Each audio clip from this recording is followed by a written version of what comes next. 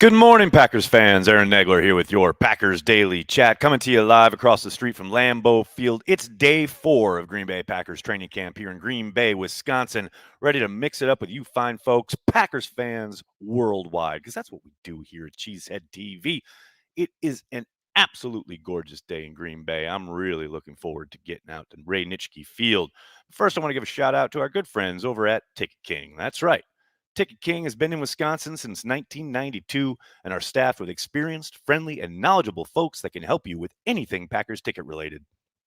They also partner with local Green Bay businesses for tailgates and bus transportation to the games. They are open on game day for last minute tickets, upgrades, and they even have a drive through window.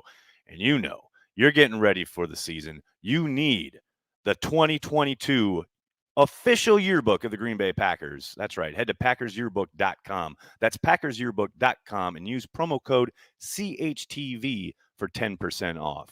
Get it, people. You know you want to. Look at Aaron Rodgers and Devondre Campbell looking all badass on the cover. You need it in your life, people. Packersyearbook.com. Promo code CHTV for 10% off. How is everybody? Good to see everybody in the comments. Good morning, Ann. Hope things are well in your part of the world. Dale, good morning from London. Good morning from Green Bay. I hope you're doing well. Alex says, can the season start already? All right. Relax. Okay, breathe. I feel you, but we got work to do. You know, you got to develop some of these young guys. You got to put the pieces together. Can't just start the season. You know what I'm saying? Mike Witt, how are you, buddy? Hey, Nags, long time no talk. How's the Krolls this year? I had it for the first time yesterday, first time for this trip, and it was beautiful. Got to tell you, the cheese curds were excellent. Good morning from Puerto Rico. What's going on, Christian? Good morning from Green Bay. Hope you're doing well. Jesse, thank you so much for the super chat. Greatly appreciated. Nags, I know you love New York, but would you move back to Green Bay beside Banky for season tickets and a $100 gift card to Kroll's every week? Whew, baby, you drive a hard bargain there, Jesse. Maybe when my kids were older, yeah, but not anytime soon. Sarah, how does the defense look? Fast and physical. I said yesterday, the amount of physicality we've seen the first couple of days from the secondary is something I'm not really used to in Green Bay when the shorts are on. In fact, there was a hit at one point, not yesterday, but 2 days ago. I'm pretty sure Josh Jones got like thrown out of practice for the same kind of hit back in the day. So yeah, and none of it's dirty, none of it's malicious, but like they're going after the ball, see ball, get ball, and if you're in the way, well, you're going to get lit up. And that is noticeably different. That is the one thing so far that I would say. I mean, with the pads not on yet, it's hard to talk anything about the defensive line, right? And how they're working up front. But the secondary is noticeably physical, no doubt about it. Special teams, nowhere but up. Scott, you hit the nail on the head right there. Thanks for checking out the stream, bud. Yeah, definitely nowhere to go but up. And we saw a lot of special teams work yesterday, kind of the first real big session that we got, the Satya's crew out on the field. We had a whole host of people trying out for returner, including Aaron Jones, which Twitter was not very happy about. But I'm of the mindset, get the ball in your best player's hand and let him go score a touchdown. Let's go win the game on special teams. I'm tired, people. I'm tired of just praying for competence. No, sir. I want to go win the game on teams. That's what I'm all about. Opinion of Sammy Nags, James? Well, we've got one jog through practice with Sammy under our belts. And it's hard to have much of an opinion at this point, but I'm excited for the potential. No doubt about it. Big B is here. What's up, Big B? How you doing? Happy Saturday, bud. I hope you got my tweet yesterday. All the times laid out for next week's practices. Hope I'll see you at one of them, buddy. Towel Killer, what's up? Hey, Aaron, Goody has told the story about Thompson warning against the second or third contract for players that are Hall of Famers. Do you think Amos gets that extension? Oh, that I think you mean that aren't Hall of Famers. Do you think Amos gets that extension with that in mind? It's a really good question. I suspect that's part of the reason it hasn't happened yet. But I do think there's a chance that if, they get through, 5-6 games and he's playing at the high level that he has throughout his time here in Green Bay, maybe Goody massages that rule a little bit. We know he's done things like kind of issue the physical trait thing during the draft. Some of their thresholds, he's kind of skirted with those. So maybe he offers like a 2-year extension to Amos or something like that. But it's a good point. They give that third contract is often only reserved for players that they suspect are on the Hall of Fame track. Devontae obviously being one of them, Bakhtiari being another. Um, yeah, I think with Amos, it's an interesting kind of point in his career. I think you definitely want to keep him around and in the fold for the next couple of years, but I don't think you want to commit long term to somebody kind of getting on the back nine of the career at that position. Good morning, Aaron. How was your fish fry? I actually went and had steak at George's in Appleton. It was great. They have a live piano player. He was playing Your Song by Elton John when we walked in, and it was absolutely beautiful. It was like right out of a Coen Brothers film. It was excellent. Highly recommended. Good morning from Scottsdale. Good morning, Stephen. Hope you're doing well. We have been hearing Romeo versus Stokes over and over. Don't they switch it up versus Alexander or others too? Well, it all depends on how the matchup falls when they do team stuff, and it's not like one-on-one drill work. That'll come probably later in the camp. But um, Dobbs is only, like Matt said when I asked him about the receivers learning all three spots, um, like the X, the F, or the Z. He is working one specific spot right now, and so far a lot of what we've seen from the defense is either base or base nickel, which is going to leave Jair and Stokes on set on one side and the other. And Dobbs has just been on the offensive right a whole bunch, so he's uh, gone up against Stokes. There's been a handful of plays where, you know, Dobbs was I think isolated on the left side when he got hit by Savage on a quick slant. But Jair was on him on that play. So it's just, most of the plays that he's made have been over Stokes, which I think is not surprising, right? Given that Jair is Jair. I mean, the touchdown he had 2 days ago was absolutely fantastic. Like serious Moss stuff. It was great. Dobbs reminds me of a young James Jones. Thoughts? He's not as I don't know, stocky as James was. I think he's a little more nimble. That would be my very, very preliminary read. Nags, can you long snap? No, but Coco was out there legit like 20 minutes after practice yesterday working on his snapping. You love to see it. Daily chats on Saturday are phenomenal. Great, Jesse. Don't get used to it. That's all I can say. As long as I'm in camp and there's practices, I'll be doing them. But when I get back to New York, y'all are on your own on Saturday morning. How has Jair looked? Like Jair. Outstanding. How has Wisconsin Badger Danny Davis looked? Really good, Mike.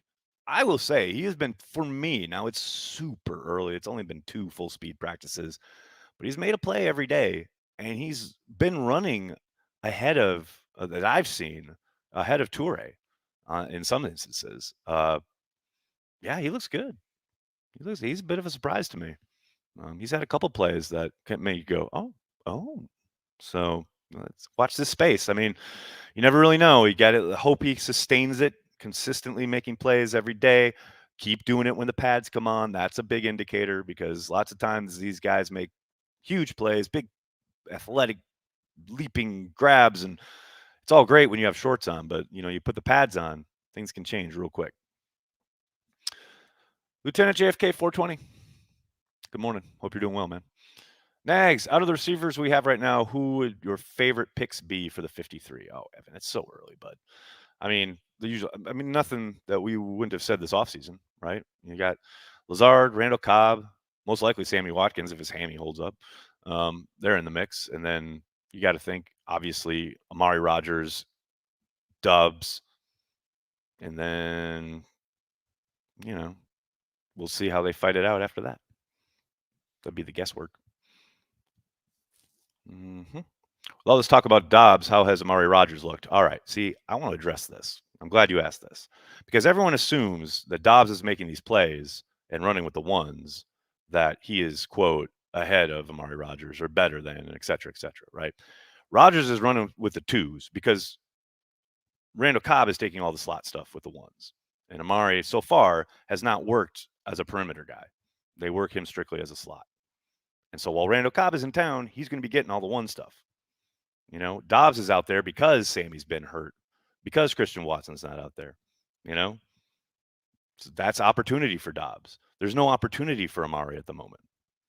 He's strictly a slot guy working with the twos, and he's looked fine. He's looked good. He's caught a bunch of passes, etc. But he's not going to get a lot of run on Twitter or on the internet because he's not running with the ones. He doesn't get the attention, but he looks good. It's as simple as that. Can we get a Cheesehead TV Sammy's Hammy shirt? No. Is Tom over Ryan a surprise at tackle? I don't think so. I mean, I think Zach literally looked the part, as Matt said, the last couple of years. I think probably both of them will get a shake at some point. I mean, Zach had one day with the ones at tackle, and then he was back to with the twos. So yeah, we'll see. We'll see how it shakes out. Long way to go. I think we'll see a lot of mixing and matching still here in the next week or two.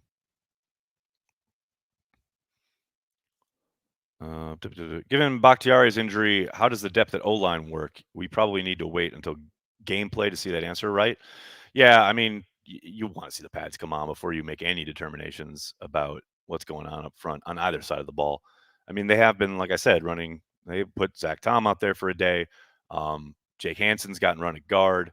They put, Newman at tackle, and that only was a day. And so I think they're trying different combinations, but you're never really going to get a read on what's going on until we put the pads on and you start seeing some hitting, some blocking, some actual football. That's when we can start kind of parsing out who might have a chance of doing what. And until then, it's just guesswork. Patrick, thanks for the super chat, bud. Go Pack, go. That's what I'm talking about.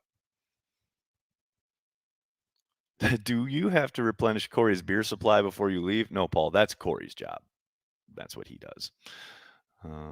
I'm calling it now. Slayton has a second-year jump. Oh, man, I hope so. I really liked him last year in his rookie season. I do hope we get to see a lot of him with the ones in a row, at least in a rotational basis in this next week in the padded work. Yeah, I really thought he wasn't super flashy or anything last season, but I definitely think he developed and progressed throughout the year, which is what you want to see. And then you really hope that kind of work throughout whatever work he's doing throughout the offseason pays off in being able to kind of pick up where he left off last year. I mean, you want to see, right? And we talk about it a lot, that year 1 to year 2 jump. You really hope, especially for the Packers' sake on defense, that they get another kind of rotational piece for that line because the promise is definitely there. Yonang, speaking about products, is there a Cheesehead TV cap in forest or dark green? Not yet. Unfortunately, we're kind of at the mercy of Teespring, and at the moment, all they offer are the black caps, but we're working on it. Joey, I propose TJ Slayton, Devontae Wyatt, and Caleb Jones as the goal line defense. I mean, you got a good core there, right? I think Caleb just has to stand up and no one be able to know where the hell to go. What's Watson's timetable? There isn't one, Gary. And as Matt said, I'm done paying attention to timetables. I'm with LaFleur on this one. When he's cleared, he's cleared. You throw him in the mix and away you go. Until then, I ain't paying attention. When our joint practices again sounds fun. Not this next week, but the week after. They'll be having them here, the old Green Bay, Wisconsin. I'll give you the dates here. I just downloaded the schedule here. 2 weeks from now, sorry, 16th and 17th. That's when the Saints will be in town. August 16th and 17th. Have you seen much of Tariq Carpenter on position work or mainly special teams? I did watch him with the 2s and 3s yesterday. Pretty extensive work with them. But it was all walkthrough stuff. So I haven't really seen him at full speed much at all. But I did watch him with the special teams, and he was on 2 of the frontline special teams units for like a couple of passes. So that's a good sign, get that work in. Hopefully you can make your bones on special teams and make a case for the roster. Because, I mean, I love Tariq's story. I know he was a Packers fan growing up, but he is by far in a way not assured a spot on this roster. He's got to work his ass off for it. Is it true Aaron Rodgers is going to play in the preseason? Undetermined yet. Roy. I think anyone who says that probably is just guessing, because Matt literally said that he and Aaron hadn't even talked about it yet. So I do think they're probably going to discuss it.